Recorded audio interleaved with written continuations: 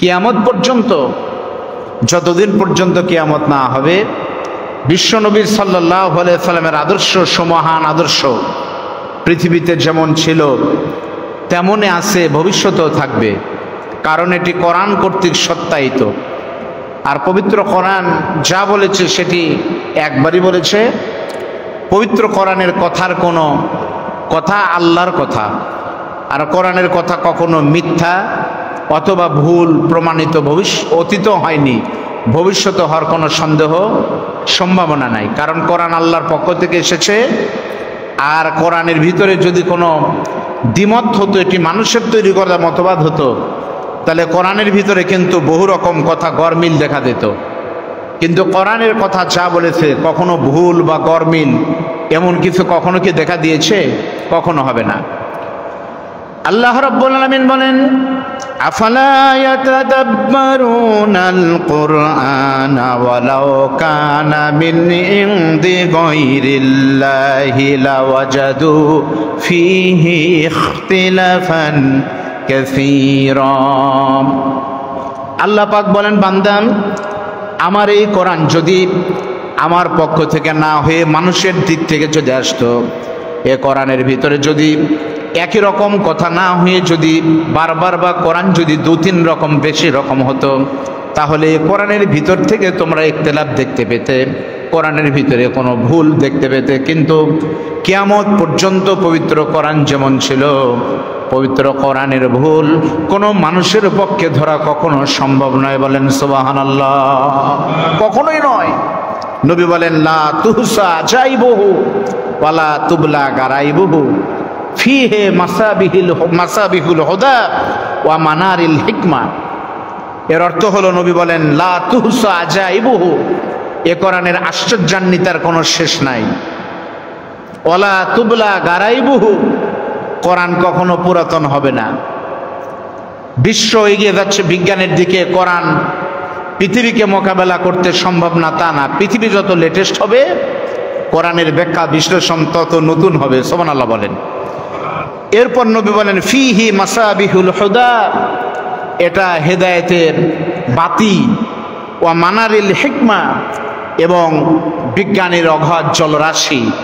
এর কোনোদিন পুরাতন হবে না, জীর্ণ শীর্ণ হবে না। বরং ইন্নাল কোরআনা ইউফাসসিরুহুজ জামান, বরং পবিত্র কোরআন প্রত্যেকটি যুগ জিজ্ঞাসার সঠিক সমাধান আগেও দিয়েছে, ভবিষ্যতে দিবে। কোরআন হলো এমন একটি হেদায়েতের বাণী। সুবহানাল্লাহ বলেন। চলেন সে কোরআন থেকে আমি আপনাদের সামনে একটি আয়াতে কারিমা তেলাওয়াত করেছি। আমার সঙ্গে আবার আপনারা সে সোনালী আয়াত পড়বেন। প্রতি অক্ষরে 10টা করে নেকি পাবেন। এজন্য পবিত্র কোরআন পড়ার আগে প্রত্যেকটি ভালো কাজ শুরু করতে হয় বিসমিল্লাহ বলে। বলেন কি বলে? একমাত্র পবিত্র কোরআন শোনা এবং কোরআন পড়ার আগে বিসমিল্লাহ শুধু বলা জায়েজ নাই। শুধু বিসমিল্লাহ বলা কি নাই? জায়েজ নাই। কেন? প্রত্যেকটি ভালো কাজ বিসমিল্লাহ বললে বরকত হয়। আর পবিত্র কোরআনুল কারীম যখন শুরু করবেন তখন তার আগে আউযুবিল্লাহ বলতে হবে। কারণ আউযুবিল্লাহ বললে শয়তান চলে যায়, আর বিসমিল্লাহ বললে রহমত হয়। কারণ শয়তান চায় না আল্লাহর কোনো বান্দা মসজিদে এসে খতিবের বক্তব্য ঠিক মতো শুনুক। এটা শয়তান চায় না। এজন্য দেখবেন কিছু মানুষ শয়তানের ধোকায় পরে ঘুমায়, এমন ভাব নিয়ে যে রাতে মনে হয় নাইট ডিউটি করে এসেছে, অথবা হয়তো চুরি ডাকাতি করছে। এজন্য আমরা সকলে ঝিমানোর চেষ্টা না করে পবিত্র কোরআন শোনার এবং বলার নিয়ত করে আমার সঙ্গে স্পষ্ট কণ্ঠে জবান খুলে একটু বলেন, আউযু বিল্লাহি মিনাশ শাইতানির রাজিম, বিসমিল্লাহির রাহমানির রাহিম, লাকাদ কানা লাকুম ফি রাসূলিল্লাহি উসওয়াতুন হাসানা। সুবহানাল্লাহ। আমি আপনাদের সামনে পবিত্র কোরআনের ছোট্ট একটা আয়াত পড়েছি। আল্লাহ পাক বলেন, লাকাদ কানা লাকুম ফি রাসূলিল্লাহি উসওয়াতুন হাসানা। অর্থ হলো, তোমাদের মধ্যে রয়েছে, তোমাদের জন্য রাসূলুল্লাহ সাল্লাল্লাহু আলাইহি সাল্লামের ভিতরে রয়েছে উত্তম আদর্শ। এখানে অনেক আলেম ওলামা রয়েছেন, এখানে লাকদ, এখানে লাম একটি তাকিদ, কদ একটি তাকিদ। একটি শব্দের ভিতরে দুটি তাকিদ দিয়ে আল্লাহ পাক বলছেন তোমাদের জন্য সবেমাত্র, কেবলমাত্র, একমাত্র লাকুম তোমাদের জন্য, ফি মানে মধ্যে, রসুলিল্লাহি রসুলের ভিতর রয়েছে উসওয়াতুন হাসানা, উত্তম চরিত্র। তাহলে পৃথিবীতে কোনো মানুষের, কোনো মানুষ মডেল হতে পারে, কোনো নেতা মডেল হতে পারে না, কোনো নেত্রী নয়, কোনো বক্তা, কোনো খতিব নয়। পৃথিবীতে মানুষের অনুসরণীয়, অনুকরণীয় একমাত্র আদর্শ, যে আদর্শের নাম হলো মোহাম্মদ রসুল্লাহ সাল্লাল্লাহু আলাইহি ওয়াসাল্লাম। বলেন সুবহানাল্লাহ। প্রিয় ভাইরা, আমরা গত জুমায় আল্লাহর নবীর চরিত্র নিয়ে কথা বলেছিলাম। এই মাস আসলেই আমাদের সামনে কিন্তু দুটি জিনিস, আমি গত জুমায় বলেছি কিনা আমার মনে নাই, যে আমাদের সামনে দুটি জিনিস, একটা হচ্ছে মিলাদুন নবী আর একটা হচ্ছে সিরাতুন নবী, তাই না? একটা হচ্ছে মিলাদ আর একটা কি? আচ্ছা বলেন তো মিলাদ কাকে বলে? আমরা মাঝে মাঝে বলি ভাই নামাজের পরে মিলাদ আছে, আপনারা বসবেন, এ কথা আমরা শুনি কিনা বলেন? এর মানে কি?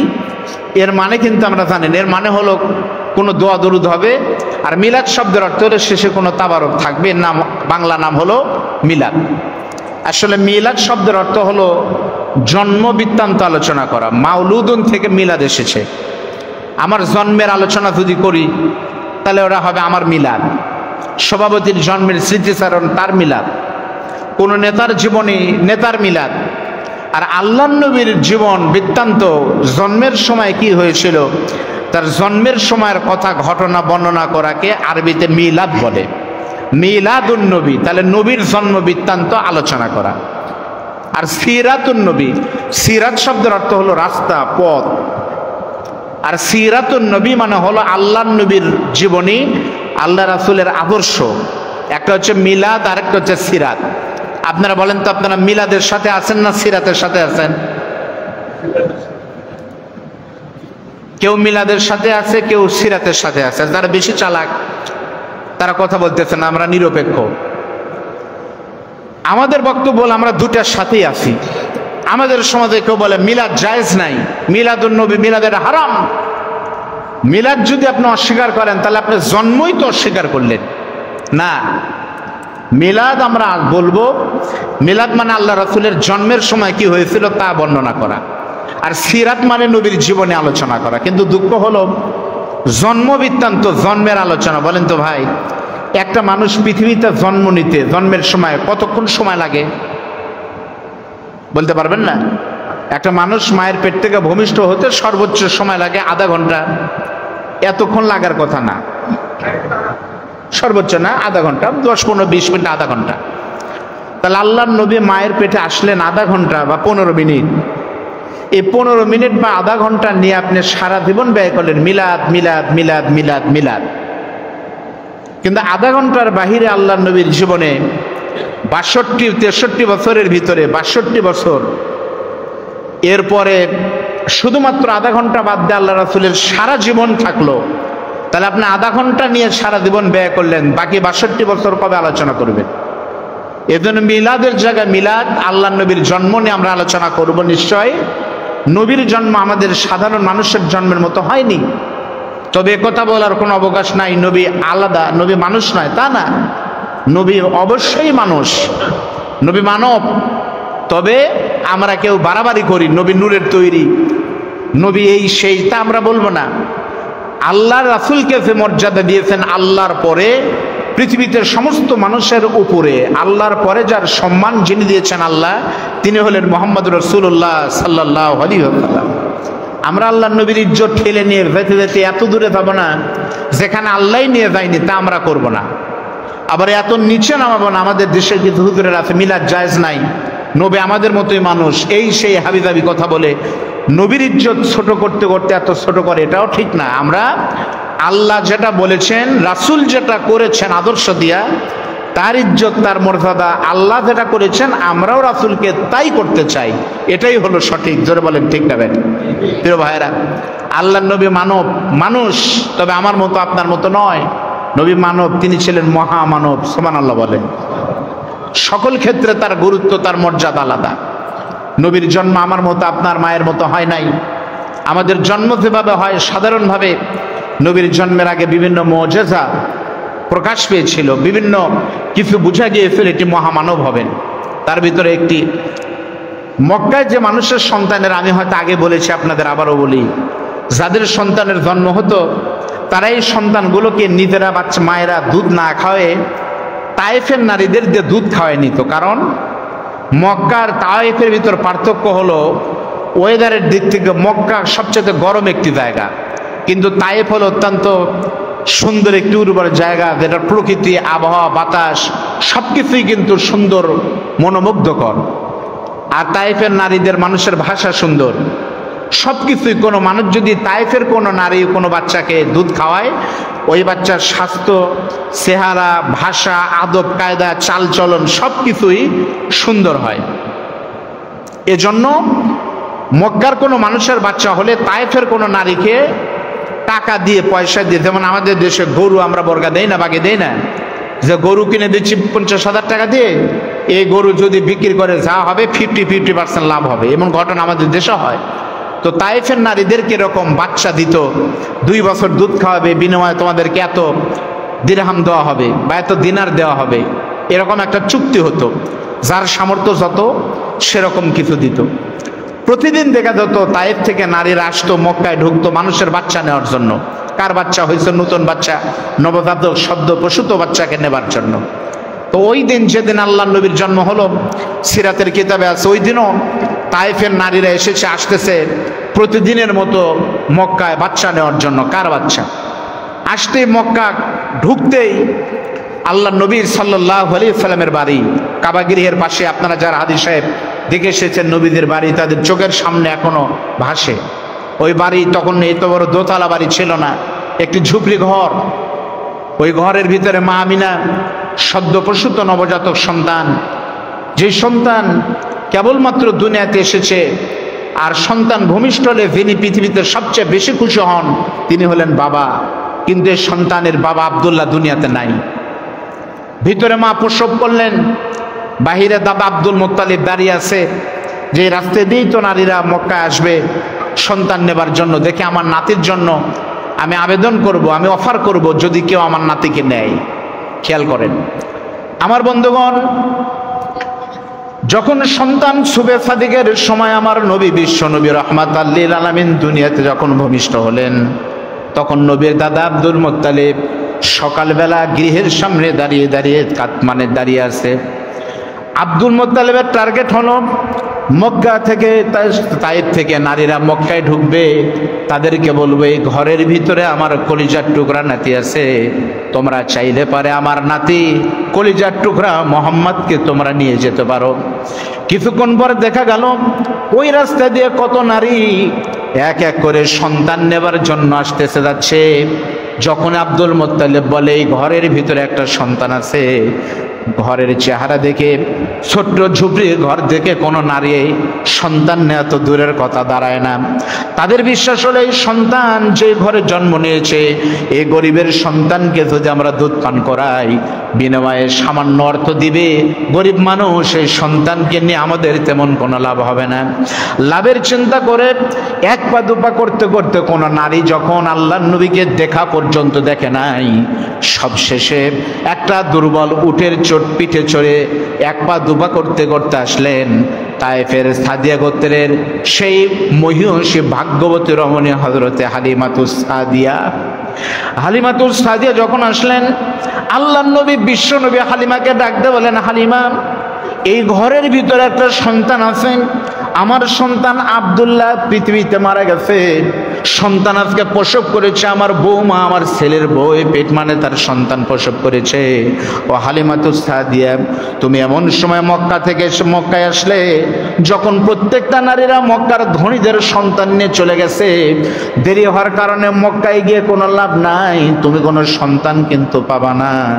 একেবারে খালি হাতে ফিরে যাওয়ার থেকে এই ঘরের ভিতরে আমার এতিম সন্তান মোহাম্মদকে তুমি একটু নিতে পারো। হালিমাতুস সাদিয়া বলেন, রে পৃথিবীর নবীর উম্মতেরা শোনো, আমি তখন আমার স্বামীর সঙ্গে পরামর্শ করলাম কি করা যায়। আমার স্বামী বলতেছে, দেখো যদি অন্তত চেহারা সুন্দর হয়, পয়সা করে যা কিছু হোক না কেন তাও খালি হাতের থেকে তো যা হবে, ফিরে যাবো তাও কিছু একটা নিয়ে যাওয়া যাবে।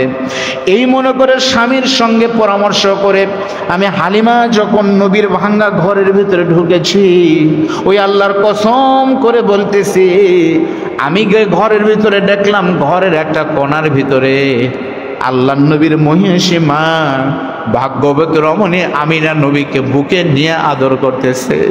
আমি হালিমাতুস সাদিয়া যখন নবীর চেহারার দিকে নজর পড়েছে, ওই আল্লাহর কসম করে বলতেছে, আমার কাছে মনে হয়েছে সন্তান নয়, মা আমিনার কোলে যেন আকাশের পূর্ণিমার চাঁদ হাসতেছে। সেটাই তো হাদিস, কত জমায় আপনাদের শোনালাম। হযরতে জাবির বিন সামরা রাদিয়াল্লাহু তাআলা আনহু থেকে বর্ণিত, তিনি বলেন পূর্ণিমার রাতে নবী হাঁটতেছে, আমি একবার চাঁদের দিকে, একবার নবীর দিকে, একবার নবীর দিকে, একবার চাঁদের দিকে, উনজুর ইলাইহি ইলাল কমার ফালা হুয়া ইনদি আহসানু মিনাল কমার। তিরমিজির বর্ণনা, হযরতে জাবির বিন সামরা বলেন, আমি নিজে দেখেছি আকাশের পূর্ণিমার চাঁদের থেকেও আমার নবী সুন্দর। জোরে বলেন সুবহানাল্লাহ। মা হালিমা বলেন, শুধু তাই নয়, আসার সময় যে উটটা অত্যন্ত দুর্বল ছিল, তোমাদের নবীকে কোলে নেওয়ার সঙ্গে সঙ্গে সেই উটটা সবল হয়ে সবার আগে তায়েফে চলে গেছে। যে মানে কূপে পানি ছিল না, মরা কূপ, ওই কূপের কাছে যাওয়ার সঙ্গে সঙ্গে আমার আল্লাহ তাআলা আমার নবীর বরকতে কদমের ওসিলায় মরা কূপের পানিগুলোকে আমার আল্লাহ তাআলা একেবারে স্বচ্ছ পানির ঝর্ণা করে দিয়েছে। অসংখ্য মুজিজা আল্লাহর নবীর জীবনে সংগঠিত হয়েছিল, 3000 মুজিজার সমন্বয় আমার নবীর জীবনীতে। প্রিয় ভাইয়েরা, দেখো, আল্লাহর নবীকে নিয়ে গেলেন মা হালিমা, দুধমা নিয়ে যাওয়ার পরে সেই সময় হালিমাতুস সাদিয়ার আরেকটা সন্তান ছিল, কিন্তু আপনারা জানেন এটা, আরেকটা সন্তান ছিল। যেহেতু সন্তান ছিল, তাহলে সঙ্গত কারণে দুই ভাই তো দুধ খাওয়ার কথা, এক মায়ের দুধ দুজনই পান করে, খায় না, এরকম হয় না? যমজ সন্তান, পালক সন্তান। আল্লাহর নবীকে নেওয়ার পর থেকে মা হালিমাতুস সাদিয়া তার ভিতরে আলাদা কিছু দেখতে পেলেন। এই মিরাকলের কারণে, এই মুজিজার কারণে মনে করেছিলেন এই সন্তান আলাদা কিছু হবে। তাই তো কথা, আর নাবিয়্যু নাবিয়ান লাউ কানা সাবিয়ান, নবীরা নবী যত ছোটই হোক না কেন। আম্মাজান হালিমাতুস সাদিয়া আল্লাহর নবীকে ডান স্তনের দুধ পান করান, সব সময় ডান দিকের দুধ খাওয়ান, আর আরেক দুধ ভাইকে বাম দিকের দুধ খাওয়ান। কোনটা ডান আর কোনটা বাম এটা বোঝার কি বুদ্ধি আছে? ছোট্ট বাচ্চা, কয়েক মাসের বাচ্চা, নবজাতক, সদ্য প্রসূত ছোট্ট বাচ্চা। মা হালিমা বলেন, এগুলো গল্প নয়, সিরাতের কিতাবে আছে। আপনি সিরাতে ফারওয়ার আলম পড়ে দেখেন, সিরাতে ফারওয়ার আলম আর রাহিকুল মাকতুম পড়ে দেখেন, বিশ্বনবীর জীবন কথা পড়ে দেখেন, আল বিদায়া ওয়ান নেহার ভিতরে পড়ে দেখেন, কত কিছুই না জানতে পারবেন। মা হালিমা বলেন, আমি যখন তোমাদের নবীকে নিয়ে গিয়া ডান পাশের দুধ পান করাই, ডান পাশের দুধ পান করাই, নবী তৃপ্তি ভরে তখন দুধ পান করে ছোট্ট বাচ্চা, আর আমার সন্তানকে বাম পাশের দুধ পান করাই। হঠাৎ করে একদিন আমি হালিমাতুস সাদিয়ার কি যেন মনে হলো, তোমাদের শিশু নবী দোলনায় যখন ক্ষুধায় দুটা পান হারাচ্ছে, আমি আস্তে করে তাকে দোলনা থেকে তুলে নিয়ে বুকে নিয়ে বাম পাশের দুধ যখন দিলাম, সন্তান আর দুধে মুখ দেয় না। আমি তখন বাম দিক থেকে যখন ডান দিকে নিলাম, তখন শিশু মোহাম্মদ দুধ পান করে। আবার ডান দিক থেকে যখন বাম দিকে দেই, মুহূর্তের ভিতরে কান্না করে। আবার বাম থেকে ডান দিকে নিলে পরে সন্তান আবার দুধ খায়। আমি আশ্চর্য হলাম, ঘটনা কি? একই মায়ের উদরের সন্তান, একই সন্তান তো ডান আর বাম, কেন বাম পাশের দুধ খায় না, ডান পাশের দুধ কেন খায়? তখন আমার কাছে মনে হয়েছে, তোমাদের শিশু নবী যেন বলতে আমাকে শেখাচ্ছে, আর বলতেছে, মা ও দুধ মা হালিমাতুস সাদিয়া আমাকে জোর করবেন না, করবেন না, কারণ আমি দুটা দুধ খেতে কখনো পারি না। আমার আরেকটা দুধ ভাই আছে, আমি যদি দুই দিকের দুধ খাই তাহলে আমার ভাই দুধ থেকে বঞ্চিত হবে। আমি নবীকে আল্লাহ দুনিয়াতে পাঠিয়েছে অন্য ভাইয়ের অধিকার রক্ষা করার জন্য, সেজন্য আমি শুধু ডান দিকের দুধ খাবো, অন্য ভাইয়ের হক নষ্ট করে কখনো বাম দিকের দুধে মুখ দিব না। এটা হলো নবীর জীবনী। আজকে শিক্ষাটাই গ্রহণ করেন, অন্য কিছু লাগবে না। নবী শিশু নবী, ভাইয়ের হক নষ্ট করেন নাই। আমার ব্যক্তিগত, পারিবারিক, সামাজিক, রাজনৈতিক জীবনে অন্য ভাইয়ের হক নষ্ট করি না এমন মানুষ কিন্তু আর পাওয়া যাবে না। ধরে বলেন ঠিক না ঠিক? মাত্র 10টি টাকার জন্য, 10 টাকা লাভের জন্য আরেকজনের 1000 টাকা লস করতে হাসি মুখে আমাদের বাধা নাই, আমরা করি। আমি রাজমিস্ত্রি, মালিক যদি না থাকে ঢালাই করার সময় 1 বস্তা সিমেন্টের সঙ্গে বালু দেওয়ার কথা 5টা, সুযোগ পেলে বার আমি 3টা দিয়ে দিলাম, যা করে আল্লাহ, জুমার আগে বাড়ি দেওয়া লাগবে। আমি যখন মানে ব্যবসা করি ওজনে কম দিয়ে দিলাম। আমি আমার প্রত্যেকটি কাজ আর কর্মের মধ্য দিয়ে আমার ইসলাম বিরোধী বেইনসাফ কাজ আমি ফুটিয়ে নিচ্ছি, করছি। এর একমাত্র কারণ হলো কোরআনের রাজ আর নবীর আদর্শ সুন্নাত মানার মতো পরিবেশ কায়েম না হওয়ার কারণে। জোরে বলেন কথা ঠিক না বেটি? আজকে গভীর উদ্যোগের সঙ্গে বক্তব্য দেই। আমার এই বক্তব্যগুলো শুনলে ফেসবুক এমন একটা জিনিস, ফেসবুকে গেলে বোঝা যায় যে বাংলাদেশে কোনো মানুষ আর আলেম না। কে কোন মন্তব্য, এক একজনের মন্তব্য দেখে মনে হয় ডক্টর মোহাম্মদ শহীদুল্লাহ, এক একজনের কমেন্টস বলে মনে হয় আইনস্টাইন, বড় বড় বিজ্ঞানী। এজন্য অনেক সময় ভয়ে কিছু বলতে নাই। প্রিয় ভাইরা, গতকালকের একটি ঘটনা শুধুমাত্র আমি বা আপনি নয়, সারা বাংলাদেশ নয় বরং সারা পৃথিবীতে 150 কোটি মুসলমান মানুষ যারা দেখেছে, প্রত্যেকটি মানুষের, মুসলমান এবং সারা পৃথিবীর 600 কোটি মুসলমান মানুষ যারা দেখেছে, তারা প্রত্যেককেই নিন্দার সাথে এটাকে মনে করেছে। আমরা দেখেছি ঢাকা বিশ্ববিদ্যালয়ে একটা মানসিক বিকারগ্রস্ত একটা পাগল ছেলে, নাম হলো তোফাজ্জল। সেই তোফাজ্জলকে লোমহর্ষকভাবে যেভাবে হত্যা করা হয়েছে, এই যদি ঢাকা বিশ্ববিদ্যালয়ে আজকের সেপ্টেম্বরের 19 তারিখের ঘটনা হয়, কি দরকার ছিল নতুন স্বাধীনতার নামে এই নাটক করার? এই স্বাধীনতার জন্য আমার ভাই মুগ্ধ জীবন দেয়নি, শহীদ আবু সাইদ জীবন দেয়নি। এর দৃষ্টান্তমূলক শাস্তি অবশ্যই অনতিবিলম্বে হতে হবে। বলে বলেন কথা ঠিক না বেঠিক? প্রিয় ভাইয়ের আমার, প্রাচ্যের অক্সফোর্ড নামে খ্যাত ঢাকা বিশ্ববিদ্যালয়, এদেশের প্রত্যেকটি মানুষের যে বাচ্চারা আর্টসে পড়ে, মানবিকের ছাত্ররা যারা পরীক্ষা দেয় বিশ্ববিদ্যালয়ে, তাদের চেতনার আশার একটি জায়গা ঢাকা বিশ্ববিদ্যালয়ে। আমরা পড়াশোনা করব, সেখানে দেশ গড়ার মানুষ, কারিগর তৈরি হয়। কিন্তু ঢাকা বিশ্ববিদ্যালয়ের এ যাবতের কিছু ঘটনা, প্রিভিয়াস রিপোর্ট যদি আমরা ক্যালকুলেশন করি, আমরা দেখছি দেশের বিশ্ববিদ্যালয়গুলোতে মানুষ তৈরি না বরং জানোয়ার তৈরির কারখানা হচ্ছে। জোরে বলেন কথা ঠিক নির্বে ঠিক? যেই ঢাকা বিশ্ববিদ্যালয়ে আমার ভাই তোফাজ্জলকে মারা হলো, যেই ঢাকা বিশ্ববিদ্যালয়ে নামাজ পড়লে শিবির সন্দেহ ছাত্রদেরকে পিটানো হয়, রক্তে রঞ্জিত করা হয়, যেই ঢাকা বিশ্ববিদ্যালয়ে ইচ্ছা করলে পারে মদ জুয়া সব করা যায়, যেই বুয়েটে আমার ভাই আবরার ফাহাদকে ইসলামিক একটি পোস্টের জন্য যেভাবে মানুষ পশু পিটিয়ে মারে সেভাবে মারা হয়, যেই জাহাঙ্গীরনগর বিশ্ববিদ্যালয়ে 100 ধর্ষণের সেঞ্চুরি করে মদ্যপ অবস্থায় কেক কেটে 100 ধর্ষণের সেঞ্চুরি করা হয়, সে দেশের বিশ্ববিদ্যালয় না হয়ে এগুলো ভেঙে বড় বড় গার্মেন্টস করলেও জাতি অর্থনৈতিক দিক থেকে উপকৃত হবে। দরকার নাই এই বিশ্ববিদ্যালয়ের। ধরে বলেন কথা ঠিক না বেটি? তাই তো কবি রবীন্দ্রনাথ ঠাকুর বলেছিল, মূর্খের দেশে কিসের বিশ্ববিদ্যালয়? সত্যি বলেছিল। তাই নবাব সলিমুল্লাহ ঢাকা বিশ্ববিদ্যালয়ে জায়গা দিয়েছে, সন্ত্রাসদের বাপ নয়।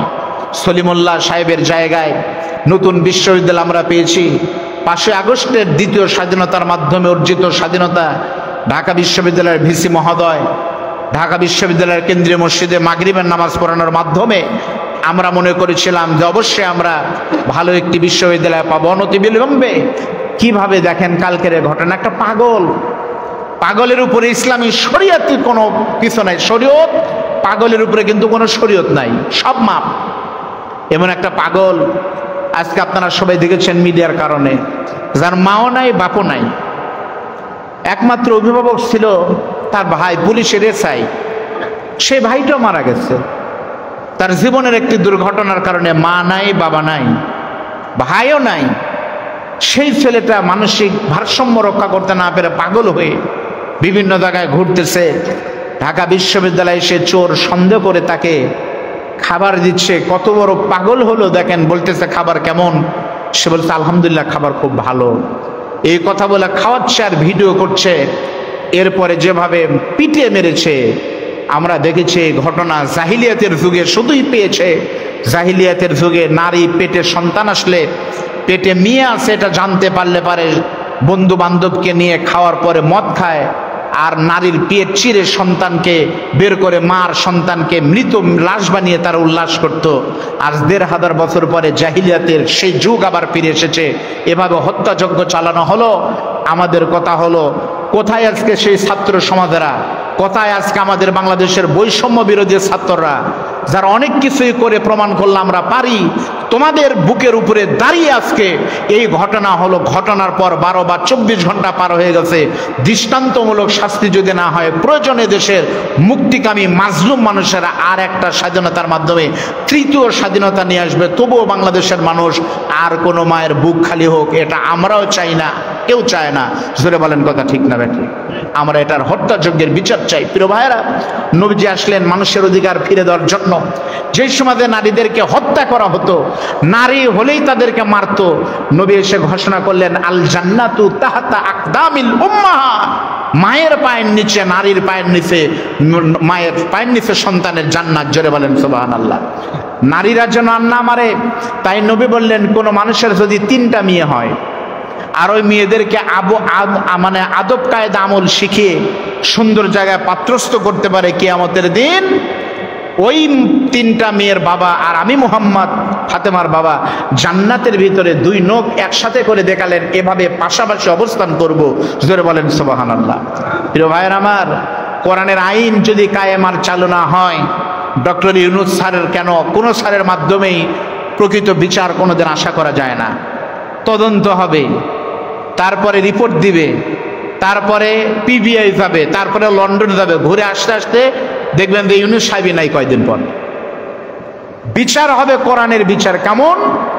আমাকে তুমি যা করেছো তোমাকে আমি তাই করবো। এর নাম হলো কিসাস। এখন আপনারা জানেন তায়েফে গিয়েছেন, জেদ্দায় গিয়েছেন। জেদ্দায় মা আলাইহিস সালামের কবর, এরপর পরে জেদ্দায় লোহিত সাগর এবং মসজিদে কেতাল আছে। যেই কিতাল মসজিদে আল্লাহ রাসূলের সময়, সাহাবীদের সময় মানে হদ কায়েম করা হতো। আমি নিজের চোখে দেখে এসেছি। সেখানে চোর চুরি করলে হাত কেটে দেয়। কোন মসজিদে? ওরা এখন আছে। কেউ কাউকে হত্যা করলে, সৌদি প্রবাসী ভাইরা অনেকে বলতে পারবে, কেউ কাউকে মারলে পারে যেভাবে মেরেছে ওইভাবেই মারা হবে। আজকে যদি ঢাকা বিশ্ববিদ্যালয়ে তোফাজ্জল হত্যার বিচার আজকে জুমার দিন বাইতুল মাকারমে ঘোষণা দেওয়া হতো, গত রাতে নিরীহ তোফাজ্জলকে হত্যার দায়ে ৫ জন জানোয়ারের বিচার করা হবে আজকে বাইতুল মোকাররমের দক্ষিণ গেটে। প্রকাশ্যে সারা বাংলাদেশের প্রত্যেকটি টিভি চ্যানেল, ইউটিউব চ্যানেল সরাসরি তাদের সামনে লাইভে সেটা দেখানো হতো। এদেশের প্রধান বিচারপতি যিনি, তিনি এবং তত্ত্বাবধায়ক সরকারের প্রধান উপদেষ্টা, ধর্ম উপদেষ্টা, এরপর আইন উপদেষ্টা, সমস্ত উপদেষ্টাদের উপস্থিতিতে ভিডিও দেখে দেখে যেভাবে তাকে মারা হয়েছে, সেইভাবেই যদি এদের কয়েকজনকে একটা দিন বিচার করা হতো, বাংলাদেশে কোনো মায়ের বুক খালি তো দূরের কথা, সালাম দিত মানুষ ভয় করতো। জোরে বলেন কথা ঠিক না বেঠিক? প্রিয় ভাইয়ের, নাম হলো কোরআন। নবী আমার সে আদর্শ বিনির্মাণ করেছে। নবী যার দিক তাকিয়েছেন, চোখের ইশারায় তার পরিবর্তন হয়ে গেছে। তার নাম হলো, একজনের নাম আমি বলবো ২-৪ মিনিটে, হযরত ওমর ফারুক রাদিয়াল্লাহু তাআলা আনহু। নাম শুনেন না আপনারা? হযরত ওমর ছিলেন সন্ত্রাস। কত বড় সন্ত্রাস হলে আল্লাহর নবীকে হত্যা করতে দেয়, চিন্তা করেছেন? আবু জেহেল নবীকে গালি দিয়েছে, উতবা সাহেবা নবীকে গালি দিয়েছে, কিন্তু মারছে, কিন্তু হত্যা করব, শেষ করে দিবে এই সাহস পায়নি। যে সাহস পেয়েছিল হযরত ওমর, তার নাম ছিল ওমর ইবনুল খাত্তাব, খাত্তাবের বেটা।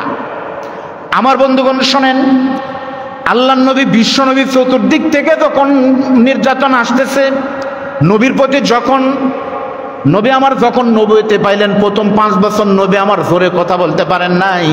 যেখানে কোরআনের দাওয়াত দেয়, কালেমার দাওয়াত দিলে কাফেরা যখন নির্যাতন করে, নবী আমার শরীরের রক্ত নিয়ে দোয়া করে, আল্লাহ আমি নবী কালেমার দাওয়াত দেওয়ার জন্য আমার শরীরের রক্ত পড়তেছে, আল্লাহ আমি মক্কার সমস্ত মানুষের জন্য দোয়া করি না, আল্লাহ মেহেরবানি করে তুমি দুটা ওমরকে ইসলামের জন্য কবুল করো। একটা হলো ওমর ইবনুল হিশাম, আর একটা হলো ওমর ইবনুল খাত্তাব। ওমর ইবনুল হিশাম মানে হলো আবু জেহেল, আর ওমর ইবনুল খাত্তাব মানে আমাদের ওমর। আল্লাহ দুটা ওমরকে তুমি শুধু আমাকে দান করো। আমার আল্লাহ তাআলা দোয়া করলেন, দোয়া কবুল করে নেন। নবীর আপন চাচা হযরত মানে ওমর ইবনুল হিশাম আবু জেহেলকে হেদায়েত দান করেন নাই, বরং আমার আল্লাহ তাআলা ইসলামের প্রয়োজনে নবীর দোয়া কবুল করে খাত্তাবের ছেলে ওমরকে সন্ত্রাস থেকে আমিরুল মুমিনিন বানিয়ে দিয়েছে হযরত ওমর। একদিন, আমি লম্বা কথা শর্ট করে বলতেছি, ঘর থেকে বের হইছে তরবারি ধার দিয়ে, আজকে মোহাম্মদের মাথা না নিয়ে আসতেছে না, বের হলো। বের হয়ে বলতেছে কোথায় মোহাম্মদ, খুঁজতে খুঁজতে এক পর্যায়ে গেলেন, আল্লাহর নবী টার্গেট করতেছে, দেখি মোহাম্মদ কোথায়, পেয়ে গেলেন। পিছন থেকে গিয়ে দেখেন নামাজ পড়তেছে। তখন চিন্তা করতেছে নামাজ পড়তেছে, নামাজ শেষ করুক, তারপরে দেখা যাবে কি করি, মারি নামাজের পরে। যখন নবী তেলাওয়াত করতেছে, আচ্ছা বলেন তো ভাই, আমাদের বাংলাদেশের মানে হাফেজ মাহমুদ সাকিব, হাফেজ তাকরিমের কণ্ঠে কোরআন তেলাওয়াত শুনবেন, মানুষেরা পাগল হয়ে যায়। আর আল্লাহর নবীর কণ্ঠ যখন তেলাওয়াত হয়, তখন মনে হচ্ছে আল্লাহর কোরআন যেন নাজিল হচ্ছে। জোরে বলেন সুবহানাল্লাহ। হযরত ওমর মারার জন্য তরবারি নিয়ে চিন্তা করে, কিরে এত সুন্দর তেলাওয়াত, এত সুন্দর করে পড়তেছে, তাহলে এটা কি, মোহাম্মদ কি কোনো কবি হয়ে গেল নাকি? কারণ মক্কায় সেই সময় সাহিত্যের কবিদের দাম খুব বেশি ছিল। মনে করছে মোহাম্মদ কবি হয়ে গেছে, যখন মনে করছে কবি হয়ে গেছে, সঙ্গে সঙ্গে নবী আমার কোরআন তেলাওয়াতের ভিতর বলেন, ওয়ামা হুয়া বিকওলি শাইরিন কলিলাম মা তুমিনুন। সঙ্গে সঙ্গে নবী বলতেছে, না, কোরআনের আয়াত পড়তেছে, আয়াতের অর্থ হলো এটা কোনো কবির কথা না, আসলে তোমরা কম লোকই মানানান করো। হযরত ওমর লাভ দিয়ে বলতেছে, কিরে আমি বললাম কবি হয়ে গেছে নাকি? আর নামাজের ভিতরে তার জবাব দিল, তাহলে গোপনে ফেল সব জানে, তাই কবি না তো, সে হলো গণক। তার নাম কি বলেন? চিন্তা করলেন মোহাম্মদ গণক। সঙ্গে সঙ্গে আল্লাহর নবী বলেন, ওয়ালা বিকওলি কাহিনিন কলিলাম মা তাযাক্কারুন। সঙ্গে সঙ্গে বললেন, এটা গণক নয়, এটা গণকের কথা না, আসলে তোমরা ঈমানই কমানো। হযরত ওমর লাফ দিয়ে উঠলেন, আমি যা বলি মনে মনে আর মোহাম্মদ তাই বলেন, আমাদের ভিতরে ঘটনা কি? চিন্তা করলেন, তাহলে গণক যদি না হয়, কবি যদি না হয়, এটা কি? সঙ্গে সঙ্গে নবী বলেন, তানজিলুম মির রাব্বিল আলামিন, এটা আল্লাহর পক্ষ থেকে পাঠানো কোরআন। জোরে বলেন সুবহানাল্লাহ। সর্বশেষ হযরত ওমর আল্লাহর নবীকে মারার জন্য চলে গেলেন। দারে আরকামের ভিতরে শর্টকাট করে বলতেছি, আপনারা যারা মক্কায় গিয়েছেন, ছাপা মারোয়া পাহাড় দেখেন না আপনারা, যেখানে আপনার দূরত্ব হয়, ছাপা পাহাড়ের উপরে একটা বাড়ি ছিল দারে আরকাম, মানে আরকামের বাড়িতে নবী আমার আরাম ফরমাচ্ছেন। এই কথা জানলেই খবর আছে। চতুর্দিকে গার্ড দিয়ে ওখানে একজন এখানে একজন পাহারা দিচ্ছে, কাফেরা গেলে যেন নবীকে টের দেওয়া লাগে। সর্বশেষ নবীর কাছে দাঁড়িয়ে আছে নবীর চাচা আমির হামজা, আর নবী আমার আরাম করতেছেন বালিশে মাথা দিয়ে। এমন সময় দেখতেছে মরুভূমির ভিতরে বিশাল তরবারি নিয়ে ওমর টকবক টকবক করে আসতেছে। তার টার্গেট হলো মোহাম্মদের মাথা নিবে করে, বলেন নাউজুবিল্লাহ। আমার বন্ধুগণ, বিশাল বড় তরবারি নিয়ে খলিফাতুল মুসলিমিন আমিরুল মুমিনিন তখন সন্ত্রাস এক পা দুপা করতে করতে যখন দারে আরকামের ভিতরে এসেছে, সাহাবীরা তখন থরথর করে কাঁপতেছে। ওমরের জাল থেকে কোনোদিন কোনো শিকারী মিট যায় নাই। ওমর বলতেছে, কোথায় তোমাদের মোহাম্মদ? যদি বাঁচতে চাও তাড়াতাড়ি করে বের করে দাও। সঙ্গে সঙ্গে আল্লাহর নবীর চাচা আমির হামজা দেখতেছে ওমরের চোখের ভিতরে কি যেন নেশা, খুনের নেশা নিয়ে ওমর এসেছে। খালি হাতে কোনোদিন ফিরবে না, মস্তক নিয়ে যাবে। হযরত আমির হামজা আল্লাহর নবীর কাছে গিয়ে বলতেছে, কলিজার টুকরা ভাতিজা, ওমর এসেছে, খাত্তাবের ছেলে, বিশাল বড় তরবারি নিয়ে তোমাকে মারার জন্য। সঙ্গে সঙ্গে আল্লাহর নবী কেমন মহামানব ছিলেন, বললেন, চাচা আমাকে মারার জন্য যদি ওমর আসে, ওমরকে বাধা না দিয়ে আপনারা ছেড়ে দেন, জায়গা করে দেন। এই কথা তখন বলেছে। কি সাহস আল্লাহর নবীর, কি মানব ছিলেন। নবী কোনো টেনশন করতেছেন না। সাহাবারা থরথর করে কাঁপতেছে, নবীর কি হবে? ওমর যখন একবার দুবার করে এসেছে, আল্লাহর নবী তখন আস্তে করে শোয়া থেকে বসে গিয়া কিছুক্ষণ পর দাঁড়িয়ে গিয়ে ওমরের মাথায় হাত দিয়ে বলতেছে, ওমর রে, আমি নবী তোমার জন্য এত দোয়া করতেছি, কেন আল্লাহ তোমাকে হেদায়েত দিচ্ছে না? কেন তোমাকে আল্লাহ তাআলা মাফ করে না? কেন আল্লাহ তোমাকে ইসলামের জন্য কবুল করে না? এই কথা বলে আল্লাহর নবী রাহমাতুল লিল আলামিন রহমতের হাত দিয়ে হযরত ওমরের বিশাল বড় তরবারিতে হাত দিয়ে বলতেছে, আল্লাহ রে, আমার ওমরকে তুমি তরবারি সহ ইসলামের জন্য কবুল করো। সঙ্গে সঙ্গে হযরত ওমরের ভিতরে কি যেন একটা প্রকম্পন শুরু হলো। মুহূর্তের ভিতরে হযরত ওমর থরথর করে কাঁপতে কাঁপতে আল্লাহর নবীর কপালে চুমু দিয়ে বলতেছে, ওগো আল্লাহর নবী, আমি সত্যি এসেছিলাম আপনাকে মারার জন্য, কিন্তু আপনার সম্মোহনী শক্তি দেখে, আপনার চেহারা দেখে আমি আর মারবো না নবীজি। আমি ভুল করেছি আর ভুলের ভিতরে থাকতে চাই না। তাড়াতাড়ি করে আমাকে কালেমা পড়ায় দেন। নবী কালেমা পড়ালেন, হযরত ওমর মুসলমান হয়ে গেলে। সঙ্গে সঙ্গে ওমর বলে, ইয়া রাসূলুল্লাহ, ভিতরে কেন? চলেন আমরা মিছিল করবো আল্লাহর নামে। আল্লাহর নবী বলে, ওমর, বের হলেই বিপদ আছে, 5 বছর আমরা বাড়াতে পারি না। হযরত ওমর বলে, হুজুর 5 বছর বাড়াতে পারেননি, কার জন্য? আবু জেহেলের তো মূল পুঁজি ছিলাম আমি, আমার জন্য আবু জেহেল মাস্তানি করতো, আজকে আমি তো আপনার। চলেন আজকে মিছিল হবে। আল্লাহর নবীকে সামনে নিয়ে হযরত ওমর সেদিন লিল্লাহে তাকবীর, আল্লাহু আকবার ধ্বনি দিয়ে মিছিল করেছিলেন। সেই দিন থেকে কিয়ামত পর্যন্ত ইসলামী দল, ইসলামী আন্দোলনের তাকবীর ধ্বনি আর দলীয় স্লোগান হলো লিল্লাহে তাকবীর, আল্লাহু আকবার। প্রিয় ভাইরা, আসুন, সে নবীকে জানতে হলে আপনাদেরকে বিস্তর পড়াশোনা করতে হবে, জানতে হবে। আমরা যেন নবীর এই জীবনী শুনে আল্লাহর নবীর আদর্শ গ্রহণ করে নবীর রঙে রঙিন হতে পারি। মহান আল্লাহ সেই তৌফিক দান করুন। বাকি আলোচনা পরবর্তী